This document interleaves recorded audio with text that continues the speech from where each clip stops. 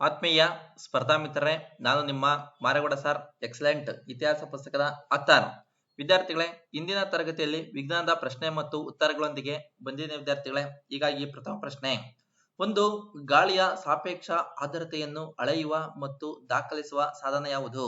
ಸರಿಯಾದ ಉತ್ತರ hygrometer. Hygrometer. ಎರಡನೇ ಪ್ರಶ್ನೆ, ಫ್ರೀಜರ್ ನಲ್ಲಿ ಐಸ್ ಕ್ಯೂಬ್ಗಳು ಯಾವ ಟ್ರೇಗಳಲ್ಲಿ ಹೆಚ್ಚು ವೇಗವಾಗಿ ರೂಪುಗೊಳ್ಳುತ್ತದೆ? ಸರಿಯಾದ ಉತ್ತರ ಅಲ್ಯೂಮಿನಿಯಂ. ಅಲ್ಯೂಮಿನಿಯಂ.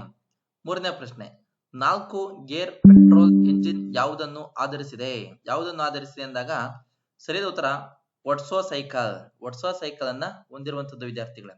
ನೋಡಿ, ನಂತರ ಎಕ್ಸಲೆಂಟ್ ಇತಿಹಾಸ ಪ್ರಾಚೀನ, ಮಧ್ಯಕಾಲೀನ, ಆಧುನಿಕ, ಕರ್ನಾಟಕ ಇತಿಹಾಸದ 4 ಭಾಗಗಳನ್ನು ವಿವರಣಾತ್ಮಕವಾಗಿ ಒಳಗೊಂಡಿದೆ ವಿದ್ಯಾರ್ಥಿಗಳೇ. ಅಪ್ಡೇಟ್ ಇರುವಂತದ್ದು PC, PSI, FDA, SDA, KS, prelims, mains ಮತ್ತೆ ಯುಪಿಎಸ್ಸಿ ಪ್ರಿಲಿಮ್ಸ್ ವರ್ಗು ಅನುಕೂಲ ಆಗುತ್ತೆ. ಕೊಂಡು ಅಧ್ಯಯನ ಓದಿ ಯಶಸ್ಸು ನಿಮ್ಮದಾಗಲಿ. ನಾಲ್ಕನೇ ಪ್ರಶ್ನೆ, ಗಾಳಿಯ ಸಮತೋಲನವು ಡ್ಯಾಶ್ ತತ್ವದ ಮೇಲೆ ಕಾರ್ಯನಿರ್ವಹಿಸುತ್ತದೆ? ಸರಿಯಾದ ಉತ್ತರ ಹುಕ್ಸ್ ನಿಯಮ. ಹುಕ್ಸ್ ನಿಯಮದ ಮೇಲೆ. ಐದನೇ ಪ್ರಶ್ನೆ, ಒಂದು ತಾಮ್ರ ಡಿಸ್ಕ್ ರಂಧ್ರವನ್ನು ಹೊಂದಿದೆ. ಡಿಸ್ಕ್ ಅನ್ನು ಬಿಸಿ ಮಾಡಿದರೆ ರಂಧ್ರದ ಗಾತ್ರ ಡ್ಯಾಶ್. ಸರಿಯಾದ ಉತ್ತರ ಹೆಚ್ಚಾಗುತ್ತದೆ. ರಂಧ್ರದ ಗಾತ್ರ ಹೆಚ್ಚಾಗುತ್ತದೆ. ಆರನೇ ಪ್ರಶ್ನೆ, ಆವಿಯ ಒತ್ತಡವು ವಾತಾವರಣದ ಒತ್ತಡಕ್ಕೆ ಸಮನಾದಾಗ ದ್ರವಕ್ಕೆ ಏನಾಗುತ್ತದೆ? ಸರಿಯಾದ ಉತ್ತರ ದ್ರವ ಕುದಿಯುತ್ತದೆ. ಏನಾಗ್ತದೆ? ದ್ರವ ಅದು ಕುದಿಯುತ್ತಾ ಇರುತ್ತದೆ. ಏಳನೇ ಪ್ರಶ್ನೆ, ಒಂದೇ ವಿದ್ಯುತ್ ಸಾಕೆಟ್ಗೆ ಹಲವಾರು ವಿದ್ಯುತ್ ಉಪಕರಣಗಳನ್ನು ಸಂಪರ್ಕಿಸಬಾರದು, ಕಾರಣವೇನು? ಸರಿಯಾದ ಉತ್ತರ ಇದು ಓವರ್ಲೋಡ್ ನಿಂದಾಗಿ ವೈರಿಂಗ್ ಅನ್ನು ಹಾನಿಗೊಳಿಸುತ್ತದೆ. ನೋಡಿ, ಇದು ಓವರ್ಲೋಡ್ ನಿಂದಾಗಿ ವೈರಿಂಗ್ ಅನ್ನ ಹಾನಿಗೊಳಿಸುತ್ತದೆ, ಆದ್ದರಿಂದ ನಾವು ಸಂಪರ್ಕ ಮಾಡಬಾರದು. ಎಂಟನೇ ಪ್ರಶ್ನೆ, ಮೈಕಾವನ್ನು ವಿದ್ಯುತ್ ಕಬ್ಬಿಣದಂತಹ ವಿದ್ಯುತ್ ಉಪಕರಣಗಳಲ್ಲಿ ಬಳಸಲಾಗುತ್ತದೆ, ಏಕೆಂದರೆ ಮೈಕಾ ಡ್ಯಾಶ್.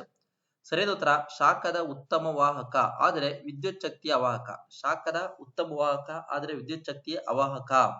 ನೋಡಿ, ಒಂಬತ್ತನೇ ಪ್ರಶ್ನೆ, ಮಿಂಚಿನಿಂದ ಹಾನಿಯನ್ನು ತಡೆಗಟ್ಟಲು ಎತ್ತರದ ರಚನೆಗಳ ಮೇಲೆ ಮಿಂಚಿನ ಕಂಡಕ್ಟರ್ ನಲ್ಲಿ ಬಳಸುವ ವಾಹಕಗಳು ಡ್ಯಾಶ್. ಸರಿಯಾದ ಉತ್ತರ ತೀಕ್ಷ್ಣ ಮೊನಚಾದ ಅಂಚುಗಳನ್ನು ಹೊಂದಿರುವ ತಾಮ್ರದಂತಹ ಉತ್ತಮ ವಾಹಕದಿಂದ ಮಾಡಬೇಕು.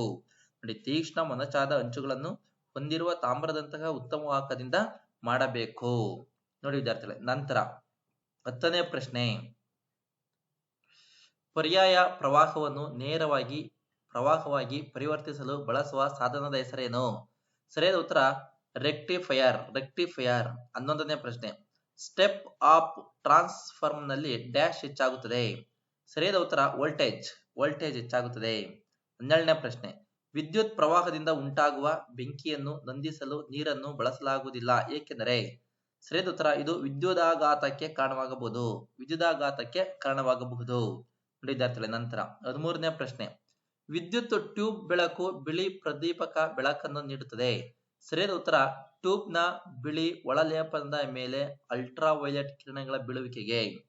ನೋಡಿ, 14ನೇ ಪ್ರಶ್ನೆ, ವಿದ್ಯುತ್ ಫ್ಯಾನ್ ನ ವೇಗವನ್ನು ಬದಲಾಯಿಸಲು ಬಳಸುವ ಸಾಧನ ಯಾವುದು?